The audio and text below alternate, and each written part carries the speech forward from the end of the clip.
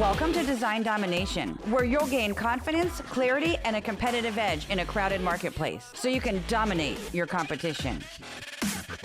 Hi, and thanks for tuning in. I'm Colleen Grotzer, and in this episode of Design Domination, I'm addressing a question that I get asked a lot, and that is, do accessibility guidelines apply to print?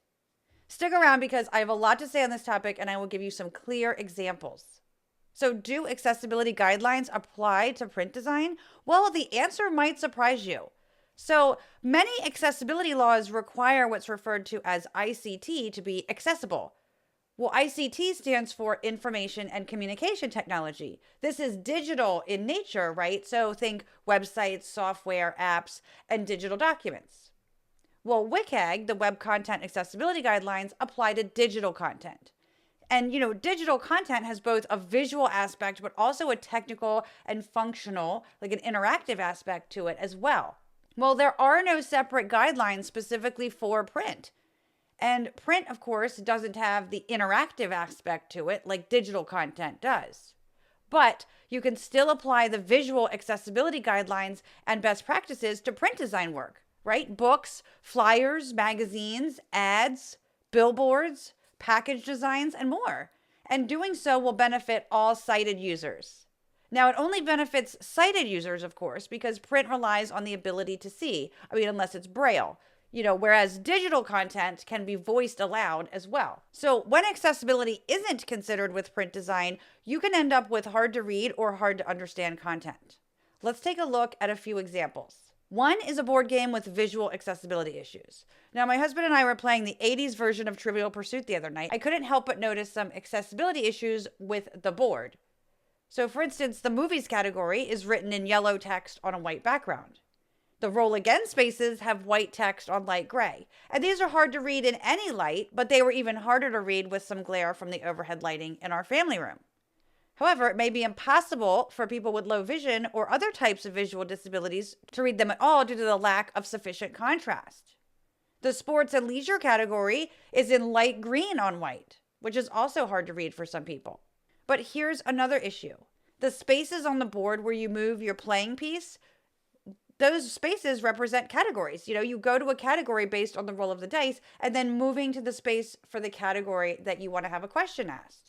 And there are 6 of them. There's pink, blue, orange, purple, light green, and yellow. And these spaces are only differentiated by color.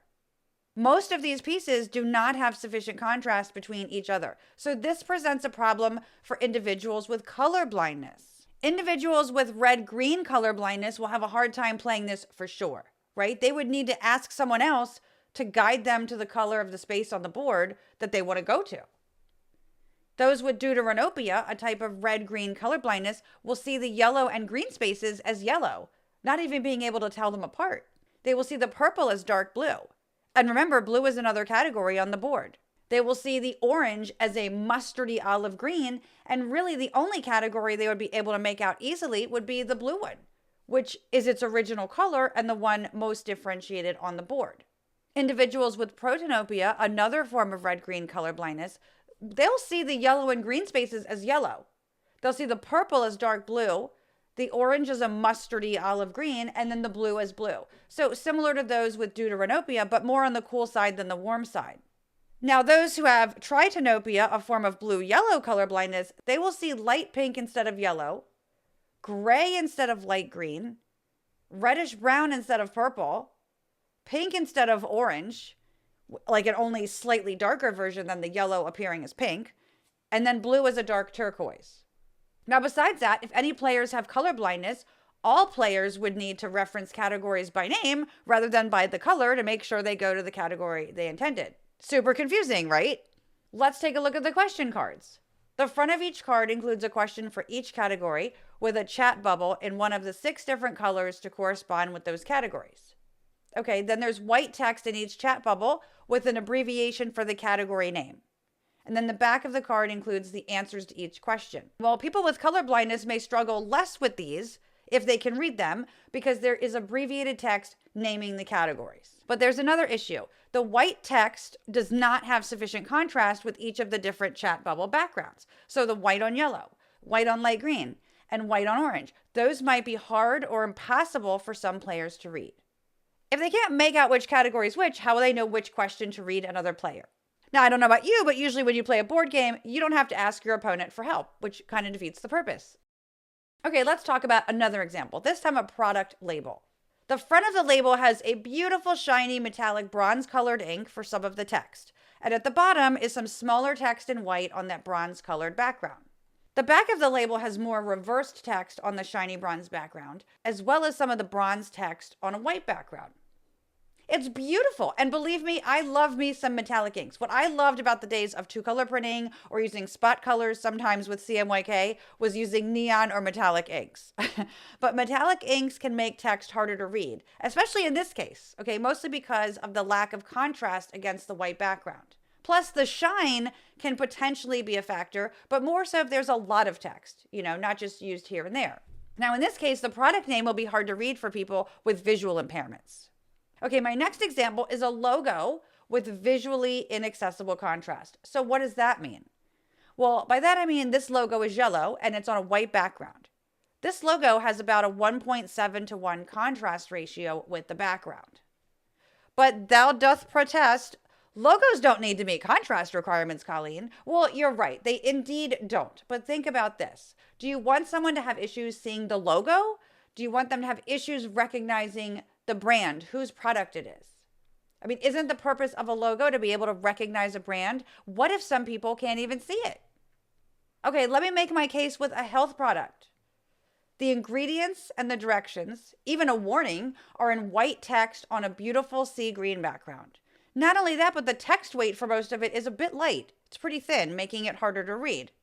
Think about any kind of product in general that includes directions or a warning. What is the impact of someone not being able to read that text? It could be pretty disastrous, right? Okay, so now we've talked about how visual accessibility can affect someone playing a game, reading a product name, recognizing a brand, and how to use a product. But what about driving?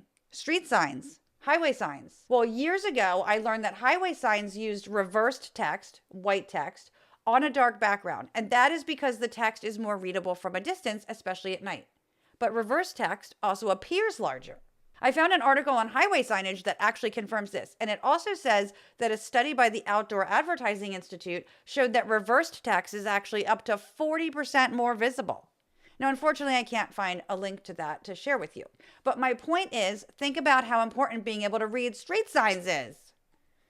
I mean, the work that we do as designers plays a huge role, right? And sometimes more important than in other times, right? But it plays a role in conveying brand recognition and trust and communicating information to readers or consumers or patients, right?